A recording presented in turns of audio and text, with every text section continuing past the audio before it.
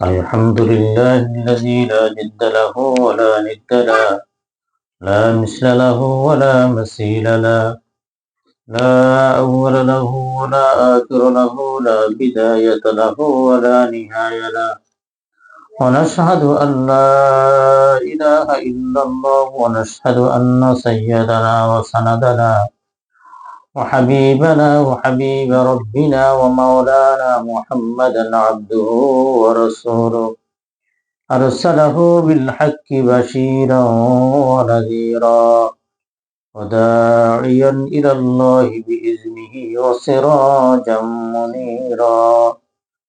أما بعد، فأعوذ بالله من الشيطان الرجيم. بسم الله الرحمن الرحيم.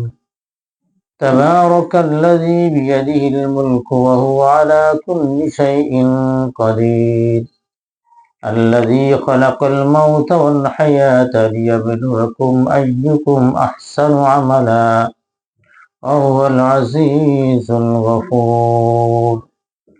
وقال سيدنا رسول الله صلى الله عليه وسلم: إذا ذكر الله خنس وإذا غفل وسوس، أو كما قال النبي عليه الصلاة والسلام.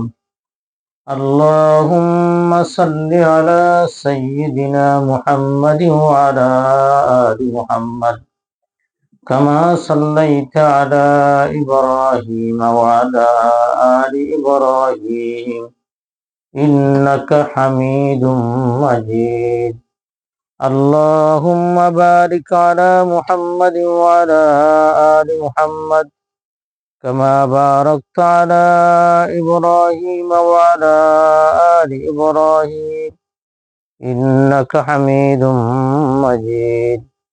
أستغفر الله الذي لا إله إلا هو الحي القيوم، وأتوب إليه، لا حول ولا قوة إلا بالله العلي العظيم.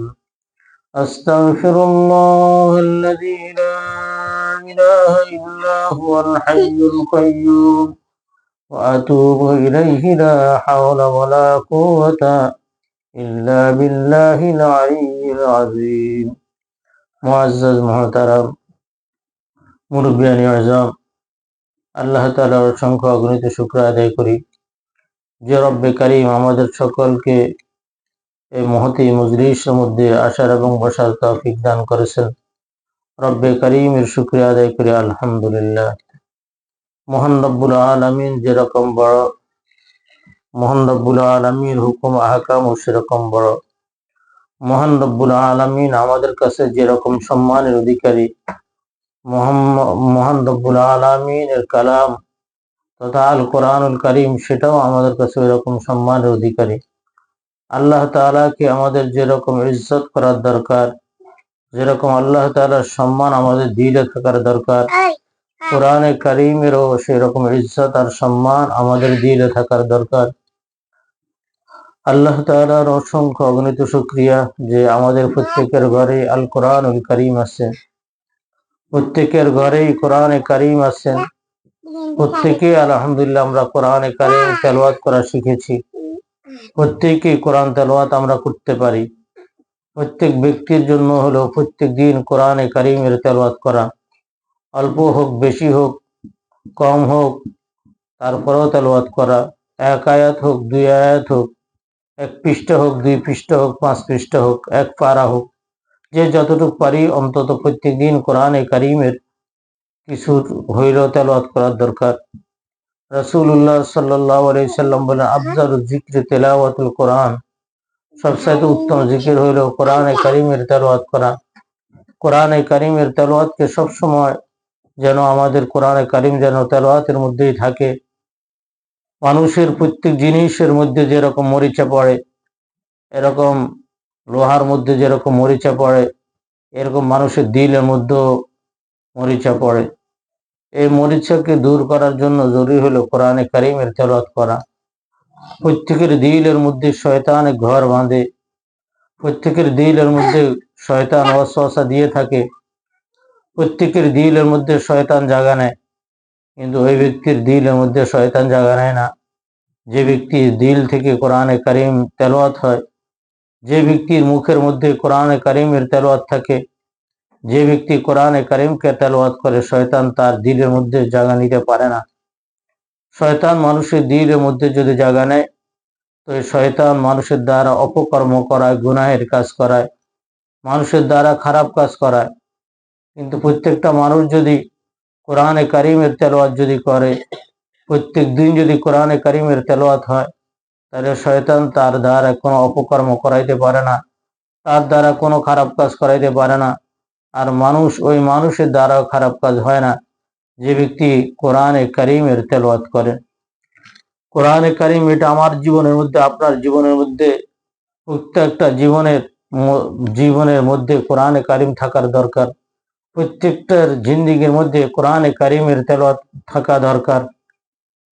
কোরআনে কারিম হলো সবচেয়ে উত্তম আমল।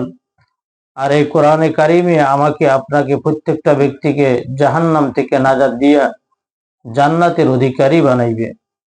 কোনো ব্যক্তি যদি মৃত্যুবরণ করে, তো তার থেকেই প্রত্যেক তার সন্তানাদি, তার স্বামী, এরকম তার আপনজন প্রত্যেকে তার থেকে বিদায় নেয়, কিন্তু কোরআনে কারিম কারো থেকেই বিদায় নিবে না। কোরআনে কারিমে প্রত্যেকের সঙ্গ দিবে। তার অন্ধকার ঘরের মধ্যে কোরআনে কারিমেই তার সাথী হবে, কোরআনে কারিমে তার বন্ধু হবে। এজন্য কোরআনে কারিমকে প্রত্যেকটা ব্যক্তি নিজের জিন্দিগির পাথেও বানিয়ে নেওয়ার দরকার। যে কোরআনে কারিম আপনার দুনিয়াতেও কাজে আসবে, কোরআনে কারিম আখিরাতেও আপনার কাজে আসবে। কোরআনে কারিম মানুষের দুনিয়াতে কাজে আসবে, অর্থাৎ কোনো ঘরের মধ্যে যদি কোরআনে কারিমের তেলাওয়াত হয়, তাহলে এটা আল্লাহ তাআলার কাছে বরকতময় ঘর। ওই ঘরের মধ্যে অভাব অনটন থাকবে না, ওই ঘরের মধ্যে রিজিকের বরকত থাকবে।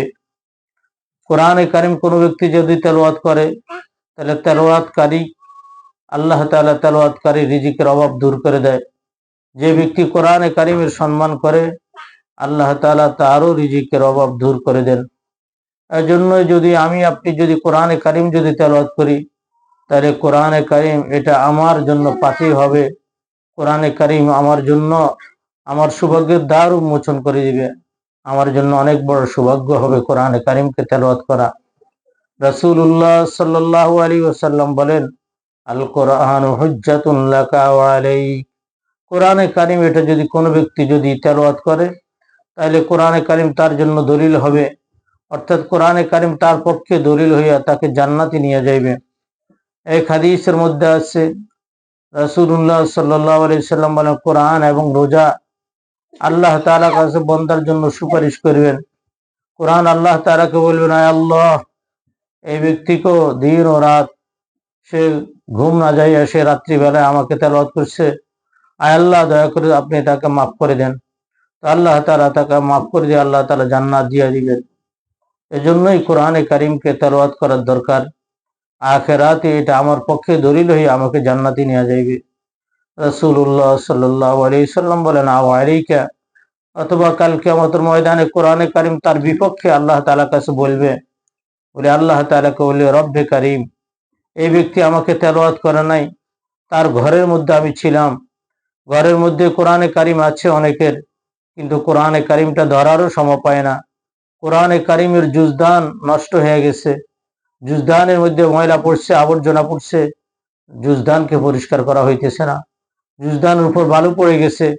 অথচ অন্তত আমরা 2 দিন পর পরে আমাদের জামাকে আমরা ধুয়ে নিই, জামাকে পরিষ্কার করি, কিন্তু জুজদান পরিষ্কার করা এটা আমরা সময় পাই না।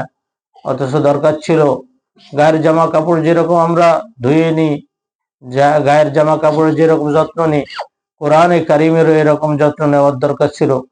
কোরআনে কারিমের জুজদানের এরকম যত্ন নেওয়ার দরকার ছিল। অনেকের ঘরেই কোরআনে কারিম আছে, যে কোরআনে কারিমের উপর বালু পড়ে আছে, ওই কোরআনে কারিম তার জন্য লানত দিতেছে যে আল্লাহ, এই ঘরে আমি বিরান অবস্থা আছি, অসহায় অবস্থা আছি, আল্লাহ এই ঘরে আমার যত্ন নিতেছে না, আল্লাহ তুমি তাদের উপর লানত বর্ষণ করো। এজন্য প্রত্যেকের কাছে অনুরোধ, যে যার ঘরে কোরআনে কারিম আছে প্রত্যেকে কোরআনে কারিমের খবর নেন। কোরআনে কারিম অন্তত দৈনিক একবার পড়েন, কিছু না পারেন, কোরআনে কারিমকে সময় না পাইলে অন্তত একটু চুমু খান, কোরআনে কারিমকে কুফালে লাগান, কোরআনে কারিমকে বুকের সহিত লাগান। কোরআন আল্লাহ তাআলার কালাম, আল্লাহর কালামের যত্ন নেন, নতুবা আল্লাহ তাআলা ধর থেকেই বাঁচতে পারবেন না। আল্লাহ তাআলা আপনাকে পাকড়াও করবেন। আল্লাহ তাআলা গজবকে ভয় করার দরকার, আল্লাহ তাআলা গুসাকে ভয় করার দরকার। এমন যেন না হয় যে কোরআনে কারিমে আমার বিরুদ্ধে আল্লাহ তাআলার কাছে ফরিয়াদ করবে, আর আল্লাহ তাআলা কোরআনে কারিমের ফরিয়াদকে কবুল করে আল্লাহ তাআলা আমাকে জাহান্নামে দিয়ে দিবেন। এমন যেন না হয়। এজন্য কোরআনে কারিমের প্রত্যেকে খবর নেন, কোরআনে কারিমকে দেখেন, কোরআনে কারিমকে মহব্বত করেন, কোরআনে কারিমের দিকে তাকান, কোরআনে কারিমেরকে বুকের সাথে জড়িয়ে ধরেন। আল্লাহ আমাদের সকলকে কোরআনে কারিমের সাথে মহব্বত রাখা, কোরআনে কারিমের সাথে দিল লাগানোর আল্লাহ তাআলা তৌফিক দান করেন। আল্লাহ তাআলা কোরআনে রাসূলুল্লাহ সাল্লাল্লাহু আলাইহি সাল্লাম বলেন, মান করা আল কোরআনা ফাস্তাযহারাহু ফাআহাল্লা হালালাহু ওয়া হাররামা হারামাহু আদখালাহুল্লাহুল জান্নাহ।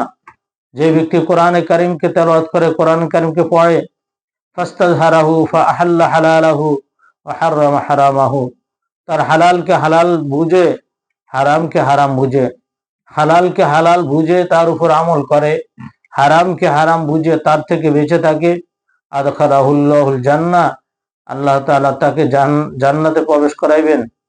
এবং তার সুপারিশে আল্লাহ তাআলা এমন 10 জন ব্যক্তি যাদের উপর জাহান্নাম ওয়াজিব হয়ে গেছে, এরকম 10 জনকে সুপারিশ করে সে জান্নাতে নিতে পারবে। এজন্য কোরআনে কারিম নিজে পড়ি, নিজের সন্তানকে শিখাই, নিজের আত্মীয় বর্গকে শিখাই।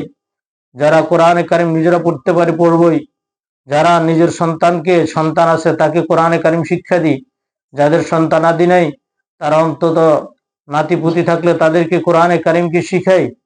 যারা কোরআনে কারিমকে শিখতে পারি নাই, কোরআনে কারিম এখন শিখার সুন্দর ব্যবস্থা আছে। ইউটিউবের মধ্যে সার্চ দিলে, কোরআনে কারিম শিক্ষার জন্য সার্চ দিলে সেখানেও কারি সাহেবরা এক একটা সূরা করে মাস্ক করান। ওই মাস্ক থেকেই তো কোরআনে কারিমকে শিখতে পারি। আজে বাজে জিনিস ইউটিউবের মধ্যে না দেখা কোরআনে কারিম শিখেন, সেখান থেকেও কোরআনে কারিম শিখা যায়। একজন কারি সাহেব পড়াবে, আপনিও সাথে সাথে পড়বেন, মাস্ক করবেন, দেখবেন আপনার কোরআনে কারিম শিক্ষা হয়ে গেছে। কোনো কঠিন না। এতে এই বাড়িতে একজন ভাই আছেন যিনি মাদ্রাসায় আসলে আমাদেরকে সময় দেন, আব্দুল জাহের ভাই। তো তিনি বয়স হয়ে গেছেন, এখন বয়স্ক, ছোট থাকতে কোরআনে কারিম শিখতে পারেন নাই, কিন্তু এখন কোরআনে কারিম এত সহি শুদ্ধভাবে পড়ে, আমাকে তিনি পড়ে শুনাইছেন। খুব সুন্দর করে কোরআনে কারিমকে তিনি তেলাওয়াত করতে পারেন। তো তেনাকে আমি জিজ্ঞাসা করলাম, আপনি কিভাবে শিখছেন? তো তিনি বললেন, আমি একজন ওস্তাদকে ধরে শিখছি, আবার ইউটিউবে সার্চ দিয়া কারি শব্দের তেলাওয়াত শিখি, ওইখান থেকে শিখছি। উনি সফটওয়্যারগুলো আমাকে দেখাইলেন। তো খুবই খুশি হলাম যে আসলে বয়স্ক যারা আমরা, আমাদের বয়স হয়ে গেছে, আমরাও কোরআনে কারিমকে শিখতে পারি ইচ্ছা করলেই। প্রযুক্তি এখন সহজ হয়ে গেছে, কোরআনে কারিমকে শিক্ষা করা একেবারেই সহজ। তো কোরআনে কারিমকে সকলেই শিক্ষা করব। আল্লাহ তাআলা শিক্ষা করার তৌফিক দান করেন। কোরআনে কারিমকে কোনো ব্যক্তি যদি শিখি তো এবং শিখাই, ওই ব্যক্তি সর্বশ্রেষ্ঠ। রাসূলুল্লাহ সাল্লাল্লাহু আলাইহি সাল্লাম বলেন, খায়রুকুম মান তাআল্লামাল কুরআনা ওয়া আল্লামা, তোমাদের মধ্যে সর্বশ্রেষ্ঠ হলো যারা কোরআনে কারিমকে শিখে এবং শিখায়। এই ঘরের মধ্যে তো আগে প্রত্যেকদিন সকালে কোরআনে কারিম শেখানো হইতো, এখন হয় কিনা অবশ্য আমার জানা নাই। তো যে ঘরের মধ্যে কোরআনে কারিম শিখানো হয়, এই ঘরও সর্বশ্রেষ্ঠ ঘর। আর যারা কোরআনে কারিম শিখে তারাও সর্বশ্রেষ্ঠ। তো দোনো পক্ষকে রাসূলুল্লাহ সাল্লাল্লাহু আলাইহি সাল্লাম সর্বশ্রেষ্ঠ বলছেন। এজন্য কোরআনে কারিম নিজেরা শিখব, অপরকেও কোরআনে কারিম শিখাইব, এবং নিজের সন্তানাদিদেরকে কোরআনে কারিম শিখাইব। নিজের সন্তানাদিদেরকে যদি কোরআনে কারিম যদি শিক্ষা দেই, তাহলে এই সন্তান আমার নাজাতের কারণ হবে। আমার শায়েখ পীর ও মুর্শিদ হাফেজ মাওলানা মুস্তাফিজুর রহমান রহমতুল্লাহ আলাইহি, তিনি একটা ঘটনা প্রায় সময় বলতেন, আল্লাহ হুজুরকে মাফ করে দিয়ে জান্নাতের উঁচু মাকাম দাঁড় করেন। আমার শায়েখের সমস্ত ছেলেরা আলহামদুলিল্লাহ, একজন ছেলে ছাড়া বাকি সবগুলোই কোরআনের হাফেজ হয়েছেন। সমস্ত ছেলেরা আলহামদুলিল্লাহ আলেম হয়েছেন। তেনার মেয়েদেরকে তিনি ঘরে বসে বসে কোরআনে কারিম শিখাইছেন। মেয়েরাও আলহামদুলিল্লাহ সহি কোরআন পড়নেওয়ালা হয়েছে এবং সমস্ত মেয়েরা আলেমা হয়েছে। আমার শায়েখ অনেক বড় ব্যক্তি ছিলেন, তেনার ঘর একটা মাদ্রাসা ছিল। তিনি ঘরের মধ্যে কোরআনে কারিম বাচ্চাদেরকে বসে বসে শিখাইতেন। এত ব্যস্ততার ভিতরে কখনো ঘরের মধ্যে কোরআনে তালিম হয় নাই, এরকম হজরতের জিন্দিগিতে কখনো এরকম হয় নাই। আল্লাহ তাআলা আমার শায়েখ পীর ও মুর্শিদ হাফিজ মাওলানা মুস্তাফিজুর রহমান রহমতুল্লাহ আলাই এনাকে জান্নাতের উঁচু মাকাম আল্লাহ তাআলা দান করেন। তো আমার শায়েখ একটা ঘটনা বারে হাল বলতেন যে একটা ব্যক্তির মৃত্যুর সময় যখন আইসা গেছে, তার দুরারোগ্য ব্যাধি দেওয়া গেছে, অর্থাৎ তার শরীরের মধ্যে ক্যান্সার ধরছে। তো ক্যান্সার রোগী হিসাবে সে বুঝতে পারছে সে মারা যাইবে, ডাক্তাররাও বলছে এতদিন পরে সে মারা যাইবে। তো সে তার পরিবারকে বলল, দেখো আমার খুব ভয় হইতেছে, আমি জীবনে কখনো নামাজ কালাম পড়ি নাই, কখনো কোরআন তেলাওয়াত করি নাই, আমার মৃত্যুর পরে কি অবস্থা হবে, হয়তো আমার জাহান্নামের ফয়সালা হবে।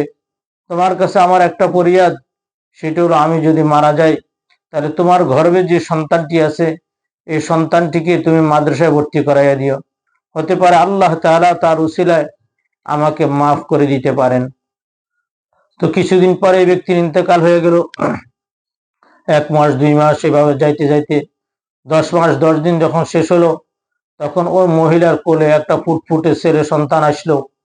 তো মহিলা ওই সন্তানকে এভাবে লালন পালন করতে করতে যখন মক্তবে যাওয়ার বয়স হলো, তো মহিলা এই সন্তানকে মক্তবের মধ্যে ভর্তি করাই দিয়েছেন। তো যেদিন প্রথম মক্তবে গিয়েছিলেন, সন্তানকে মক্তবের হুজুর পড়াইছেন বিসমিল্লাহির রহমানির রহিম। যখন এই সন্তানটাকে বিসমিল্লাহির রহমানির রহিম পড়াইছেন, অর্থাৎ তুমি পড়ো আল্লাহ তাআলার নামে যিনি দয়ালু এবং দয়াময়, যখন এই সন্তান এটা পড়ছে, পড়ার সাথে সাথেই তার আব্বার কবর আযাব আল্লাহ তাআলা মাফ করে দিয়েছেন। দীর্ঘ 6 বছর পর্যন্ত বা 7 বছর পর্যন্ত যে তার গুনাহের কারণে যে কবর আযাব চলতেছিল, আল্লাহ তাআলা সেটা মাফ করে দিয়েছেন। ওই দিন রাত্রে সে তার স্ত্রীকে স্বপ্নে দেখাইলেন যে তুমি আমার ওসিয়ত অনুযায়ী আমার সন্তানকে তুমি মক্তবে ভর্তি করাইছো, যার কারণে আল্লাহ তাআলা আমার কবর আযাবকে মাফ করে দিয়েছেন। দয়া করে তুমি আমার এই সন্তানের কারণে আল্লাহ তাআলা আমার কবর আযাবকে মাফ করে দিয়েছেন, এই সন্তানকে তুমি একটু নিয়ে আসে, আমি এই সন্তানকে দেখতে চাই, তাকে কবরের পাশে দাঁড় করায় দাও।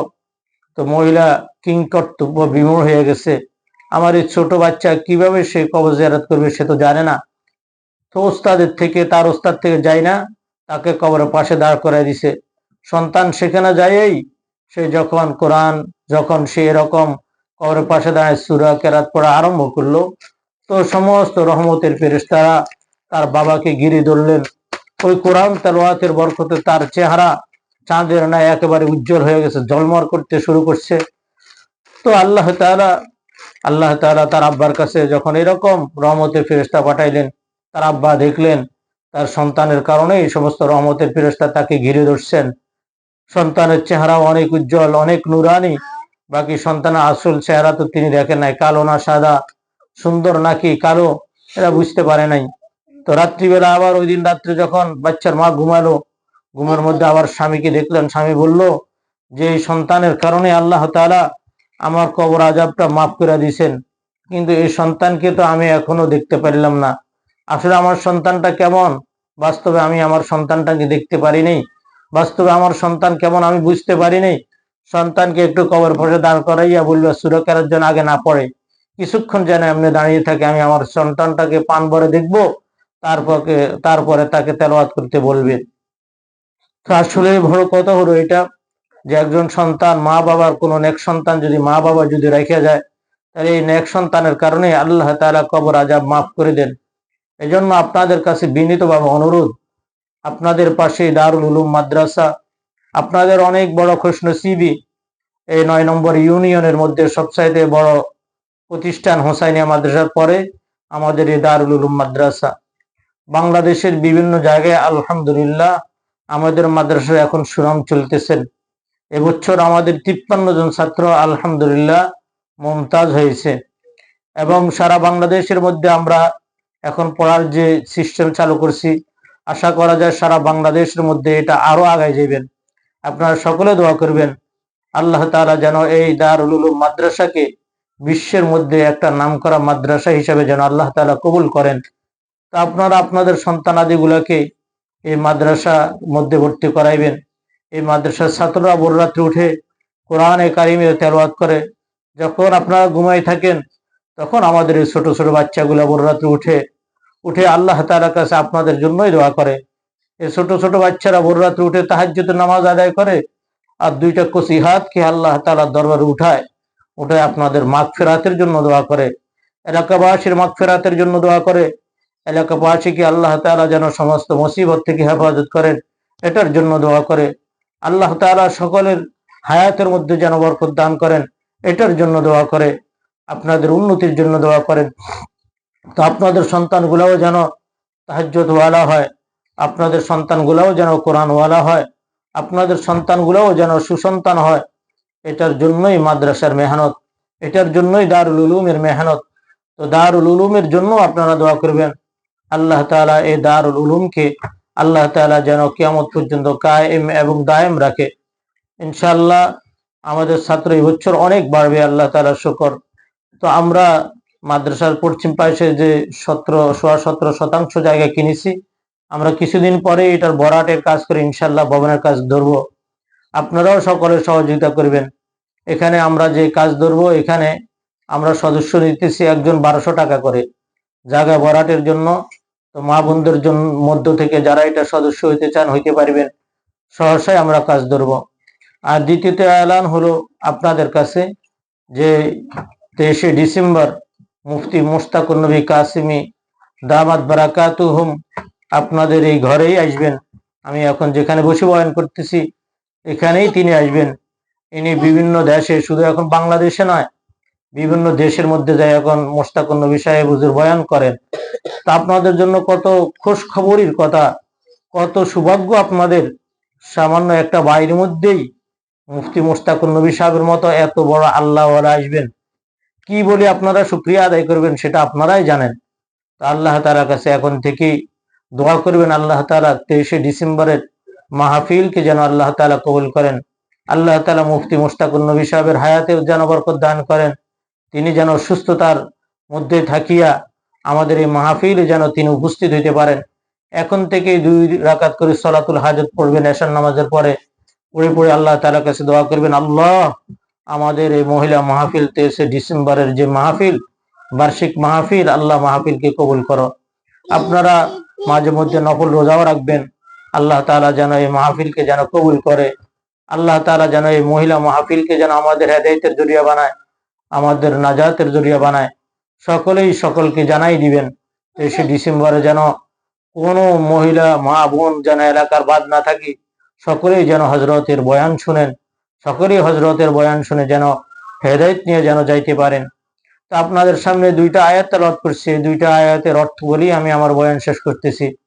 আল্লাহ তাআলা বলেন, তাবারাকাল্লাযী বিয়াদিল মুলক, সমস্ত বরকত হলো মুলকের অর্থাৎ আল্লাহ তাআলার হাতেই, যিনি সমস্ত বাদশাহের বাদশাহ, সমস্ত রাজাদিরাজ যিনি, তেনার কুদরতি হাতেই আল্লাহ তাআলা বলেন যে তার বরকত রয়েছে। আও আলা কুল্লি শাইইন কাদির, তিনি সবকিছুই ক্ষমতাবান। আল্লাযী খালাকাল মাউতা ওয়াল হায়াতা লিয়াবলুয়াকুম আইয়ুকুম আহসানু আমালা, আল্লাহ তাআলা তো সেই সত্তা যিনি মউতকে, আমাদের মৃত্যুকে যিনি সৃষ্টি করেছেন, আমার হায়াতকেও যিনি সৃষ্টি করেছেন। অর্থাৎ আমরা তো মরবো, এটাই নিশ্চিত কথা। এই মৃত্যুটাও আল্লাহ তাআলার পক্ষ থেকে হয়। আল্লাহ তাআলার কাছে আমাদেরকে যাইতে হবে। দুনিয়াতে কেউ থাকার জন্য আসি নাই, সকলকে যাইতে হবে আল্লাহ তাআলার দরবারে। তা আল্লাহ তাআলার কাছে যেন কিছু নিয়ে যেন যাইতে পারি। আল হায়াতা বলে আল্লাহ তাআলা হায়াতও দিয়েছেন, যেন হায়াতের জিন্দেগিতে যেন আমল করে। আল্লাহ তাআলা চান লিয়াবলুয়াকুম আইয়ুকুম আহসানু আমালা, আল্লাহ তাআলা দেখবেন তোমাদেরকে দুনিয়ার এত বড় একটা জিন্দেগি দান করেছি, এত সুন্দর ঘর বাড়ির মালিক বানাইছি, এত উত্তম রিজিক তোমাদেরকে আমি আল্লাহ তাআলা দিয়েছি।